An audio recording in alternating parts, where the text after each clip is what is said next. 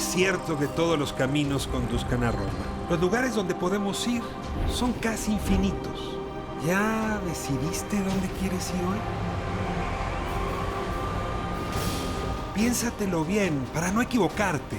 Toma en cuenta que el tablero de ajedrez ha cambiado. Hoy el rey se ha enterado que va desnudo. Y cuando el poderoso lo olvida, la verdad se encarga de desnudarlo. Hay que tener talento para pensar fuera de la caja, para combatir los prejuicios, los ajenos, pero sobre todo los propios. Cada quien posee una pieza única del rompecabezas. Por eso intentamos dialogar, para armarlo juntos. La palabra nos libera y la conversación nos empareja. Aquí no hay lugar común. Hoy no hay lugar común con Jorge Comensal, escritor mexicano de esta generación que viene pisando muy, muy fuerte. Jorge, qué gusto tenerte aquí. Muchas gracias, Rafael. Un placer estar contigo platicando. Pues aquí estamos siempre buscando una conversación sin lugares comunes. Y bueno, creo que tú eres buena materia para salir del lugar común. A ver, déjame nada más poner enfrente el título de tu última novela, El vacío que hierve. Y mientras más pensaba en el título, qué afortunado para la época que estamos viviendo. Claro. Sí, tiene muchas resonancias.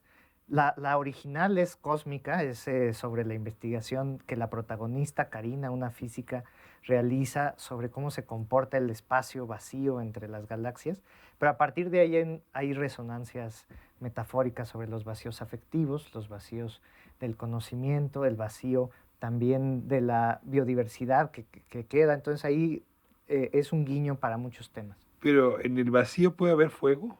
En el vacío puede haber un hervor, no fuego, pero sí hervor de algo que no conocemos, que nos quema por dentro, pero no sabemos qué es. No es fuego, no lo vemos, pero está ahí actuando, carcomiéndonos, haciendo que la inquietud no nos deje estar tranquilos. Eso me puede funcionar para hablar del amor, Sí, para hablar de la sí. política, de la física. Sí, porque yo no quería que esta novela se redujera a un tema, sino a una historia con muchas vertientes, ¿no? Hay una escena que me permite un poco presentar la novela sin echar a perder su lectura. Es imaginarse un incendio en el brevísimo pulmón que le queda a la Ciudad de México, el bosque de Chapultepec, el Panteón de Dolores, el zoológico, ¿no? Que los damos por sentados, son lugares espectaculares. Claro. ¿Qué pasaría si un incendio de pronto arrasara? Como por cierto, ya ocurrió en la época inicial de la colonia, donde en efecto muchos de los árboles de Chapultepec se fueron entonces. Así es, muchos de los ahuehuetes centenarios que viven ahí. Y Chapultepec es un compendio para mí de México y del mundo en muchos sentidos, y por eso es que el incendio de este espacio podía apelar a muchos temas que me inquietan sobre un presente ampliado, no nuestras preocupaciones inmediatas, sino las más amplias del incendio de este mundo y del pasado, del olvido del pasado y de la destrucción de lo que tenemos a futuro. ¿Eres chilango? Sí. ¿Te llevaron a Chapultepec de niño? Casi nada. Yo realmente yo soy de la zona periférica de la ciudad. Yo llegué a saber que el cementerio más grande de la ciudad estaba en Chapultepec, ya adulto. No tenía idea de que ahí estaba la rotonda de las personas ilustres, la fosa común de la ciudad, que casi la tercera parte del territorio de Chapultepec es el Panteón Dolores, y entonces ocupa un espacio a la vez importantísimo y muy poco conocido, tal vez para mi generación, porque en otras generaciones muchos recordaban el camino a Dolores, el paseo dominical de otra época que se hacía a los panteones. Ya, déjame plantearlo así, es una suerte de ejercicio de reconexión con una memoria que no es tuya, sino de tus antepasados. Karina se encuentra, digamos, personaje principal, sí, con la abuela, sí, y la abuela tiene secretos, ¿no? Sí. Que además la reúnen con el Panteón Dolores. Aquí nos importa mucho no solo la historia narrada, sino los resortes de quien escribió esa historia. Claro. ¿Qué te conectó con el Panteón Dolores? ¿Por qué dedicarle al Panteón Dolores justamente ahora con Día de Muertos, sí, estas páginas? Yo buscando alguna vez la tumba de un familiar que nadie había visitado en décadas, empecé a pensar en estos personajes que buscan una tumba sin encontrarla en un cementerio inmenso y cómo es fácil el olvido de un familiar y de los secretos que hay en todas las familias. En cada una será distinto, pero actúan siempre corrosivamente o hirviendo dentro de las relaciones de los vínculos familiares. Entonces la historia comienza así, buscando una tumba y pensando sobre qué hay ahí oculto, qué lleva a alguien a buscarla.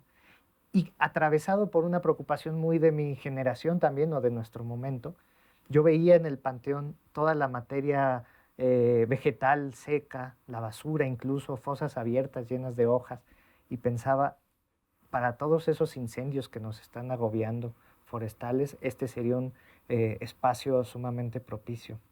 Y ese fuego entonces hizo arder la historia familiar que yo quería contar. Ahora, tu generación, quizá a diferencia de la mía, está muy preocupada por el mundo eh, post-calentamiento global, Sí, ¿no? O sea, a ti te puede tocar un mundo incendiado. sí. Seguramente me tocará verlo a mí, pero de ninguna manera como te podría tocar a ti si el calentamiento sigue. Y eso está ahí, esta como obsesión de, pues quizá cuando yo llegue a los 70, a los 80, este planeta ya no Sí. será lo que era. Y en la novela está Daenerys, una adolescente aún más preocupada que yo porque es de otra generación, más joven que la mía, pensando sobre estos temas, tratando de transformar el mundo. Ella es a la vez esperanza y a la vez una... me preocupa que la angustia pueda frustrarle la vida a los jóvenes. Y entonces hay que tratar también de equilibrar angustia y esperanza, yo creo, en la vida de todos. Eh, Aparte, la novela transcurre en el 2030, pero en realidad este es un ejercicio de desplazamiento mínimo para ampliar el presente, porque lo que sucede en la novela es lo que sucede a nuestro alrededor. Puede haber temporadas de escasez de agua, puede haber temporadas de sequía. En Francia, este verano pasado del 2022, se incendió un zoológico. Afortunadamente, en ese caso, hubo tiempo para evacuar a los animales a otros zoológicos. Esto pasó cuando la novela ya estaba en imprenta. ¿Aquí qué haríamos? ¿No? ¿Nos llevaríamos las jirafas a Aragón? ¿No? ¿Nos Probablemente, llevaríamos a justo los leones? como pasó en este refugio escandaloso en el Ajusco, que encuentran a los animales en pésimo estado, leones, tigres, y hay que empezar a buscarles otros refugios. Ha habido escándalos recientes sobre el presupuesto para alimentar a los animales. No, y este parque acuático que había en Constituyentes, más Sí, arriba del Panteón de Dolores, donde dejaron morir a las focas, a los delfines. sí, Esto no tiene tanto tiempo, ¿no? Ahora, hay una charla ahí que me entusiasma y que sí, me gustaría que nos hablaras de ella, que es entre generaciones, ¿no? sí, O sea, Silverio nos va a contar, como cuidador del panteón, su visión, ¿no? La abuela, ¿no? Le está contando a Karina un secreto de otra generación. En efecto, Karina pertenece a otra edad. Sí, hay una conversación que no está siendo fácil. sí. O sea, resulta que ahora la edad es una barrera. No sé si siempre lo ha sido, pero se siente más que nunca. Más que nunca, por ejemplo, las acciones de los activistas climáticos y ambientales, como es de Neris en la novela, están causando muchísimo desconcierto, enojo, indignación. ¿Por qué le echan salsa de tomate a un cuadro de Van Gogh? ¿Qué clase de efecto puede tener este tipo de desplante? A ver, te tengo ahí. Sí, la semana, fue a principios de la semana, Sí, que salió en la noticia, no fue de Van Gogh, fue de Vermeer. O sea, también, es que ya se ahí se replicó, replicó. ya se O sea, replicó. esa la mujer del arete de perla. Sí. Le aventaron que casi le echan a perder. Y claro, dicen, pero ¿cómo se atreven a hacer una cosa así? Es que se está viralizando. La primera fue con Van Gogh en Ya. la National Gallery y ahora ya sucedió con autos, en fin. Y no entendemos, decimos, qué efecto positivo puede tener, cómo se relaciona con los combustibles fósiles.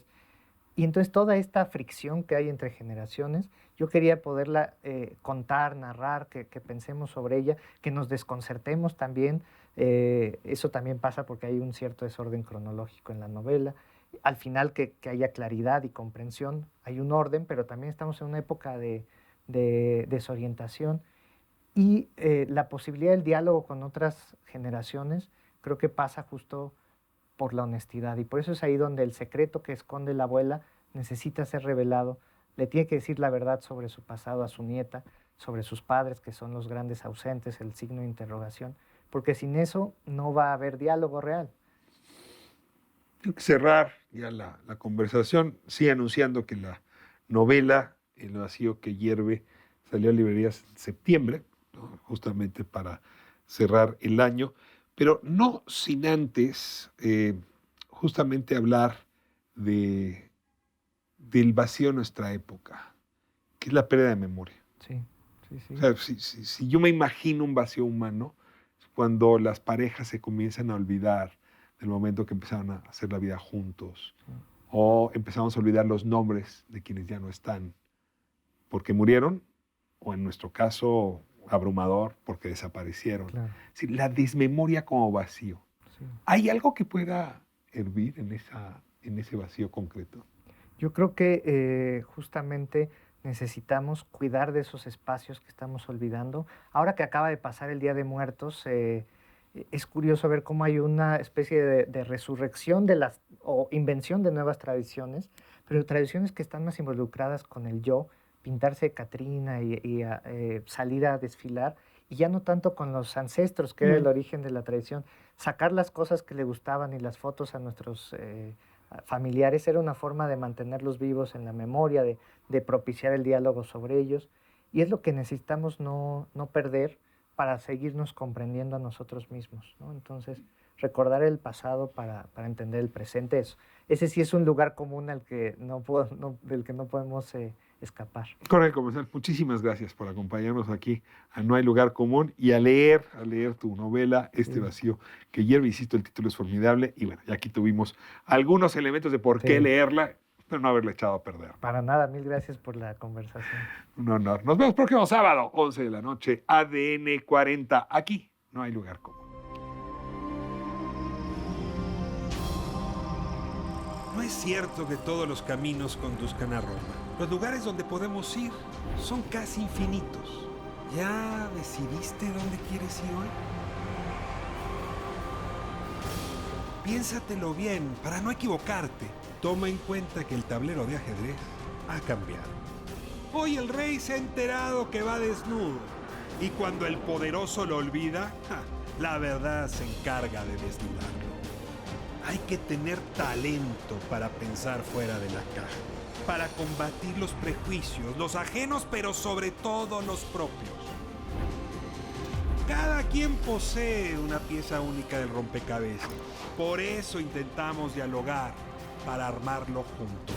La palabra nos libera y la conversación nos empareja. Aquí no hay lugar común.